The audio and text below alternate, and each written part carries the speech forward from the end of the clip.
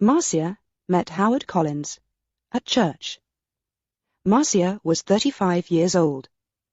Howard was 41. Howard lived with his mother in a small house on the south side of the town. Marcia lived with her sister and father in an apartment 3 streets away. Marcia did not work. Her father, George Grant, was ill and never left the apartment. He stayed in bed most of the time and always needed somebody with him. So Marcia stayed at home with her father and only went out when her sister Karen was in the house. The 2 sisters were very different. Marcia was short, with a small, round face and short black hair. Karen was 10 years younger. She was tall, had long brown hair and good legs, and a suntan all through the summer. People often said to Marcia, "Your sister is very beautiful." There were always lots of men ready to take Karen out to dinner or to the cinema. But Marcia stayed at home. Karen worked in a shop in the town. When she was at home, she liked to sit up on the roof garden of their apartment building. It was one Sunday in May when Marcia came home with Howard the first time. She took him to see her father. George Grant was in bed. He had grey hair and a grey face. Sometimes he read a book, but mostly he just sat in bed and watched television. "This is Howard, Father," Marcia said. "He works at the hospital, and we met at church. I told you about him last week. Do you remember?" "No," her father said, and he turned his face away, back to his television. He was not interested in new people or his daughter's friends. Just then, Karen came into the room. She wore a white bikini and white shoes. She smiled at Howard. "So you're Howard," she said. "My big sister has got a boyfriend at last." Howard's face went red, and he looked down at his feet. Karen laughed. "Come on up to the roof garden and have some wine. The sun is wonderful this morning." "Oh, Howard began. Marcia looked angrily at her sister. But then she said, "Yes, I must get Father a drink. See you in a minute, Howard. Go up to the roof and talk to Karen." The sun was hot on the roof, and Howard took off his coat. He looked around. There were 3 chairs, a sun umbrella, a sunbed, and a table with 3 glasses and a bottle of wine on it. There were tiles on the floor, and next to the little wall around the edge of the roof, there were some flowers in boxes. This was the garden. "Very nice," said Howard. Karen smiled at him.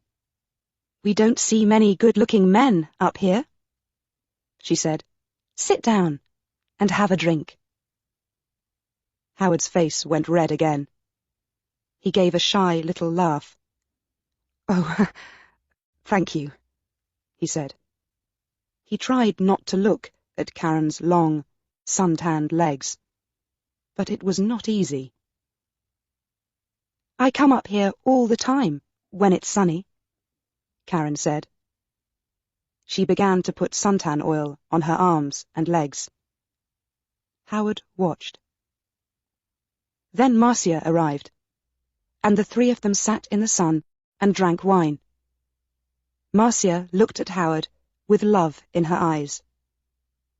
She did not look at Karen. Karen watched them. Her eyes went from her sister to Howard and back again to her sister. She smiled. It was not a nice smile. Every Sunday morning after that, Marcia brought Howard home for a glass of wine after church. Howard stopped his car in the street outside the apartment building, and Marcia said, "Sound the horn, Howard. Tell Karen we're here. Then she can get the wine ready." So Howard gave 3 little toots on his car horn. On sunny days, Karen always came to the wall at the edge of the roof and looked over to wave at them. Then she went to get the wine. She always wore her bikini, or a very short skirt. Marcia never wore short skirts or a bikini. "My legs are too fat for bikinis," she told Howard. "Your legs are very nice," he said shyly. One day in June, Karen asked Howard, "What time do you finish work, Howard?" "About 6 o'clock," he said. "Could you bring me home after work?" Karen said. "My shop's very near the hospital. You drive right past it.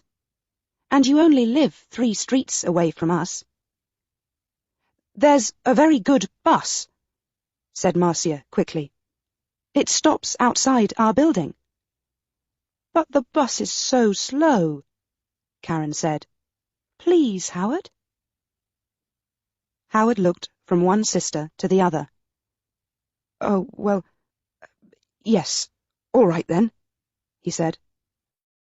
"Thank you," Karen said, and gave him a quick kiss. So, every evening, Howard drove Karen home. On the first Friday, they were an hour late. When they arrived, Marcia was at the door of the apartment building. "What happened?" she asked. "Why are you so late?" "There was an accident," Karen said. 3 cars, all across the road. On that hill, by the cinema, you know. We couldn't get past. We couldn't go back. There were so many cars. Nobody could move." Howard said nothing. It was a long, hot summer that year. Marcia went to church every Sunday morning, and Karen stayed at home with their father. When it was sunny, and it often was, Karen went up to her sunbed on the roof. When Marcia went up to the roof garden, she always sat under the umbrella. But Karen put on lots of suntan oil and sat in the sun in her bikini. "The hot sun's not good for your body," Marcia said. Karen laughed. "Howard likes my body." "No, he doesn't," Marcia said angrily. "Oh, he does," Karen said. "He's very shy with women, but he always looks at my body very carefully. He does it all the time. Perhaps he wants me to take off." "Stop it, Karen," Marcia said. "Don't say those things." Karen laughed. "What's the matter, big sister? Are you afraid I'm going to take him from you?" Marcia did not answer. The next Sunday, Howard phoned Marcia early in the morning. I don't feel very well," he said. "I'm not going to church today." "Oh, my love, I'm sorry," Marcia said. "Can I phone you when I get home?" "Yes, of course," he said. "I can't phone before 1 o'clock," Marcia said. "I'm going to be late back, because there's a meeting after church. Something about Africa, I think." "Oh, yes, I remember," Howard said. But Marcia was wrong. There was no meeting after church that morning. It was the next Sunday. So she left church at the usual time and arrived home at 11:45. First, she went in to see her father, but he was asleep. Then she phoned Howard, but there was no answer. Perhaps he's sleeping, she thought, and his mother doesn't want to answer the phone. She went to her room and put on a long summer skirt. Then she went up to the roof garden. She put her hand on the door to the roof and stopped. The door was half open, and she could hear voices.